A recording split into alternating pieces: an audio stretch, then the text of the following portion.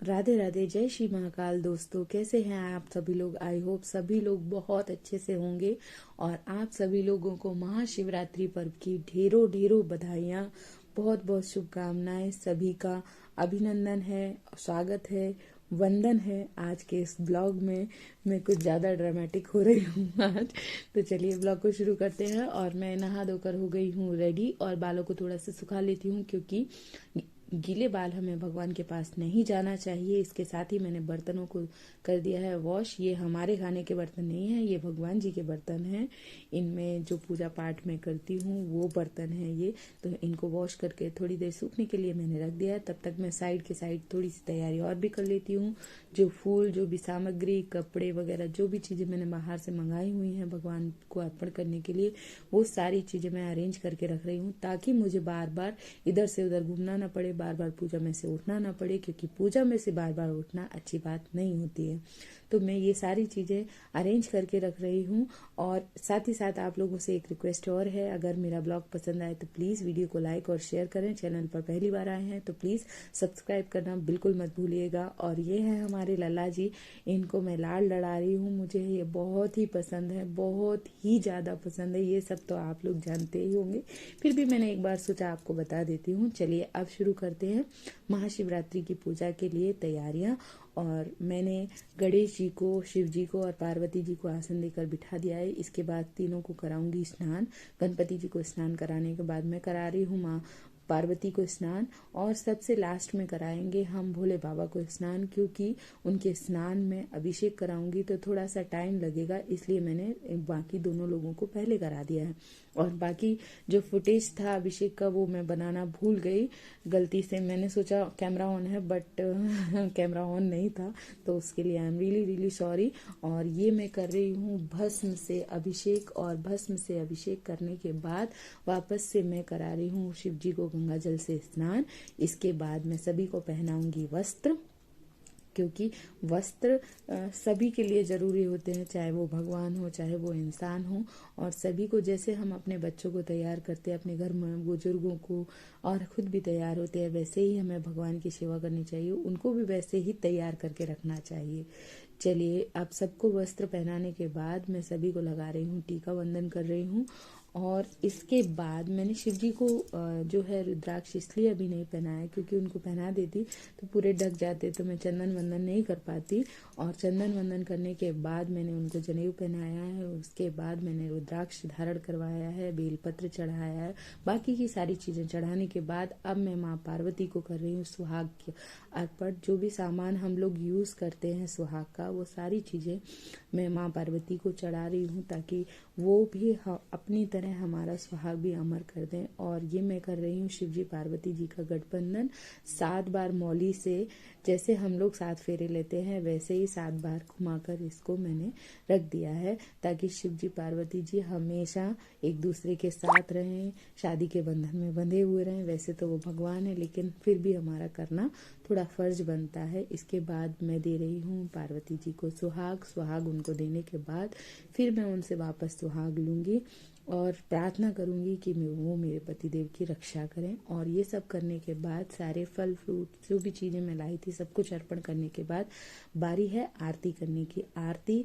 करना सबसे ज़रूरी भी है, क्योंकि आरती से जो आसपास का जो माहौल है वो शुद्ध होता है। मैं धूप बत्ती और घी के दिए से आरती कर रही हूँ। आरती करने के बाद आज एक्चुअली मैंने सोचा, हर बार मैं अपने गांव जाती हूँ, इस बार कुछ डिफरेंट करते हैं, तो इस बार मैं अपने ससुराल के गांव जा रही हूँ। वहाँ पर भोलेनाथ जी हैं, उनके दर्शन करूँगी। सती हैं हमारी, उनके पास भी जाऊँगी। तो वो सारी चीज़ें मैं आपको दिखाने वाली हूँ। अगर आपको वीडियो पसंद आए तो प्लीज़ प्लीज़ लाइक ज़रूर कीजिएगा। मैं बहुत मेहनत करती हूँ, आप लोग देख ही सकते हैं। जब भी मुझे टाइम मिलता है, थोड़ा सा भी टाइम मिलता है, तो मैं ब्लॉग बनाने की कोशिश करती हूँ, जस्ट बिकॉज मुझे अच्छा लगता है कि आप लोग मेरी लाइफ को देखें कि मैं कैसे जीती हूँ। चलिए ये सब पूजा पाठ करने के बाद अब मैं हो गई हूँ तैयार बाहर जाने के लिए। और मैं चप्पल पहनने के बाद सीधे बाहर आ गई हूँ। और देखते हैं, मिष्टू और डैडी पहले ही निकल चुके थे, तो शायद ये लोग बाहर गली में घूम रहे होंगे। चलिए देखते हैं क्या कर रहे हैं ये लोग। मैं डोर ओपन करती हूँ और देखती हूँ। ये देखिए, चलिए मिष्टू आ गई है हमारी मिष्टू। बहुत बदमाश है, बहुत शैतानियाँ करती है आजकल, तो पता नहीं क्या क्या बोलती रहती है। तो कि बाय करके मुझे जा रही हूँ। और ये हम लोग पहुँच चुके हैं गांव। ये मेरे गांव यानी मेरा ससुराल है। ये मेरे ससुराल का व्यू मैं आपको दिखा रही हूँ। ये देखिए कितना हरा भरा सा ससुराल है।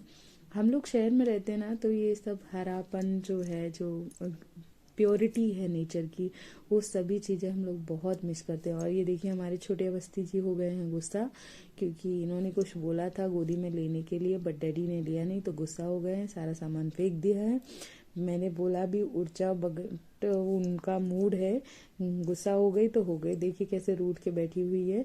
देखिए इसकी हरकतें ऐसी होती जा रही है, कभी कभी ऐसी अजीब सी हरकतें करती है। देखिए डैडी ने बोला मैं जा रहा हूँ बाय, तो फटाफट से डैडी के साथ चली गई है। और अब हम लोग नीचे जा रहे हैं। नीचे हमारे माता जी हैं, उनके दर्शन करेंगे हम लोग। उसके बाद फिर हम लोग निकलेंगे नेक्स्ट मंदिर के लिए, वो भी मैं आपको दिखाती जाऊंगी। ये सारी चीज़ें जो है ना हमारे पैतृक गांव में, जहाँ पर मेरा एक्चुअली में ससुराल है, वहाँ की वीडियो है ये। तो चलिए। और ये जो आपको अवस्थी जी की शर्ट पर पीला और लाल दिखाई दे रहा है, ये मिष्टू के माथे का चंदन है। जब वो हम लोग बाइक पे थे ना, तो सिर रख के सो रही थी, तो उसी की वजह से पूरा अजीब सा हो गया है। तो अगर बुरा लग रहा है तो उसके लिए I am really really sorry. और हम चंबल से बिलोंग करते हैं, इसलिए आपको थोड़ा अजीब से रास्ते और ये सब कांटे वाटे सब कुछ दिखाई दे रहे होंगे। देखिए मिस्टर मेरे को बोल रही थी बार बार, मम्मा आजा गोदी, आजा गोदी, मतलब मुझे गोदी में ले लो और फिर चलो आप। तो चलिए हमारे साथ आप लोग भी इस ट्रैवलिंग को एंजॉय कीजिए। चलिए अब दर्शन करते हैं हमारी माता जी के। ये है हमारे पैतृक गांव में, जैसा कि मैंने आपको बताया था। और इनके दर्शन करने के बाद अब मैं दूसरी जगह जहाँ जाने वाली हूँ, वो है सती माता का मंदिर। और रास्ता में आप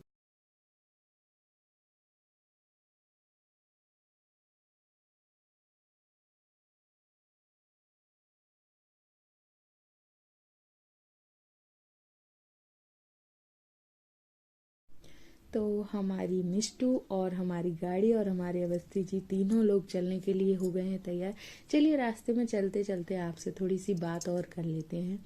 मैं जब भी कभी बाहर जाती हूँ भिंड से, तो जो जैसे दिल्ली हुआ या फिर मथुरा हुआ, जब हम लोग वहाँ पर जाकर ये बोलते हैं कि हम भिंड से बिलोंग करते हैं, तो उन लोगों को बड़ा शौक लग जाता है। उनको लगता है कि हम लोग अभी बंदूक रखे होंगे और उनको दिखा देंगे हम ही जैसे डकैते हैं।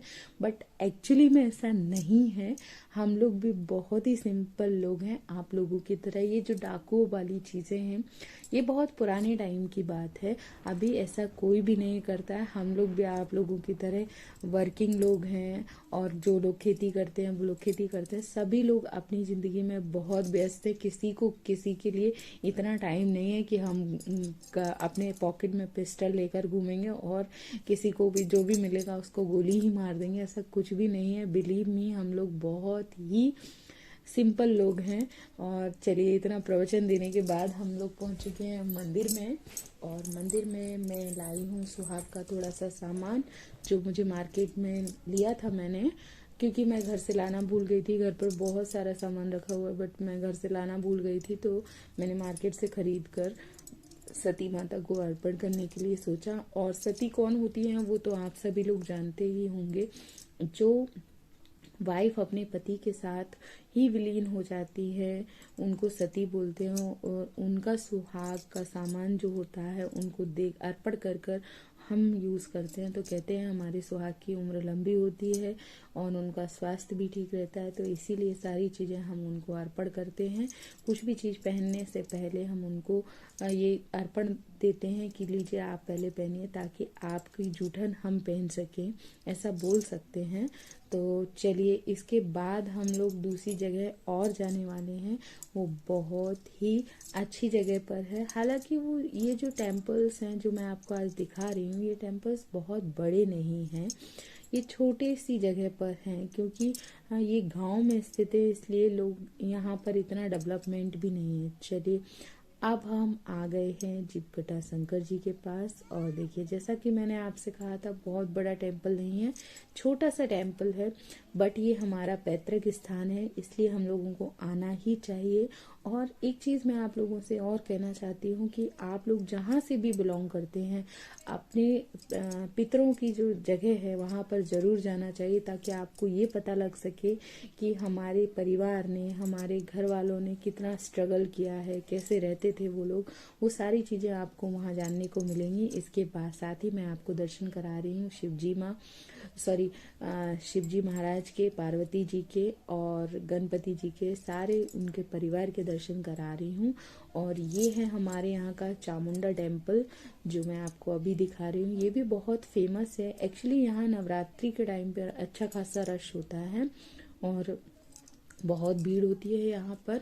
बट मैं नवरात्रि में ट्राई करूँगी आने के लिए। अगर आ पाई तो आप लोगों को ज़रूर दिखाऊंगी। और ये सभी मंदिरों में दर्शन करने के बाद अब बारी आती है हमारे वापसी की। तो देखिए, मिष्टू को कुछ चिप्स कुरकुरे बहुत ही पसंद हैं।